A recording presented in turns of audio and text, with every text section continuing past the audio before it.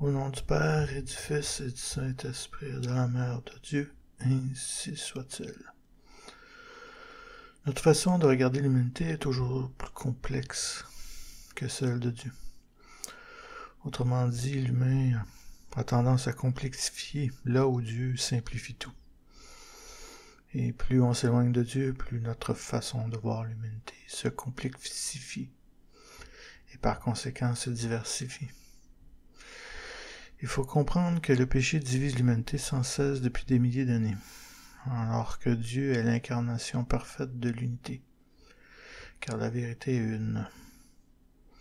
Alors que les gens en général regardent l'humanité dans son ensemble qu'à travers sa très grande diversité, à la fois sur le plan culturel que sur le plan des idées.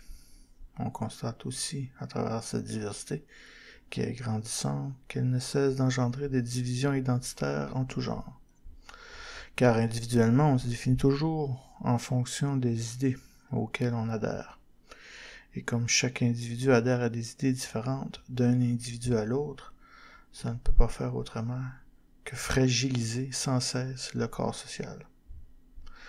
À une époque très lointaine, bien réelle, il faut savoir que la tour de Babel fut construite par un peuple poussé à la révolte contre Dieu par Satan.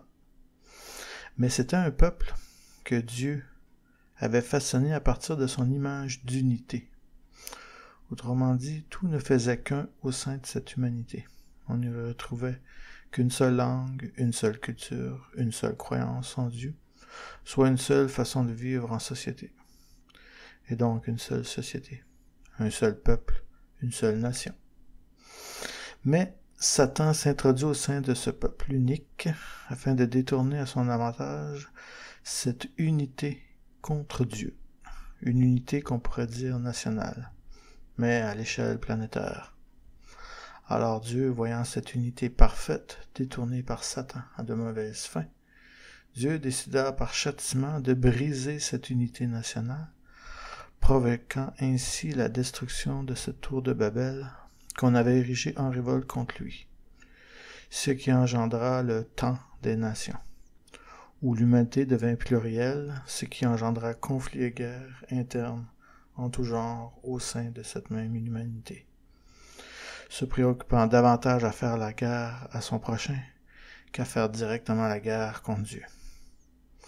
Jusqu'au jour où Dieu décida de se choisir un peuple, parmi ces peuples dont l'existence avait été provoquée par les agissements de Satan. Il a choisi un peuple qui devait préparer l'incarnation de Dieu sur terre. Et ce peuple élu fut le peuple juif, mais un peuple lié par les liens du sang, et non par l'Esprit de Dieu. Et le Verbe de Dieu, qu'on appelle Jésus, arriva à travers ce lien du sang, comme une porte d'entrée dans notre monde, afin d'étendre son royaume des cieux sur la terre, qu'on appelle aussi l'Église militante. Un royaume qui n'était plus lié par le sang, mais par l'Esprit de Dieu. Un royaume composé d'une seule nation sainte, à l'image de l'unité divine, ne partageant qu'un seul cœur et un seul esprit.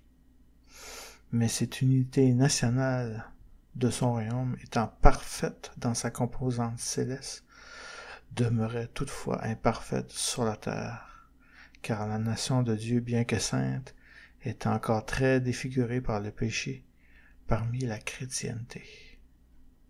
Au nom du Père et du Fils et du Saint-Esprit et de la Mère de Dieu, ainsi soit-il.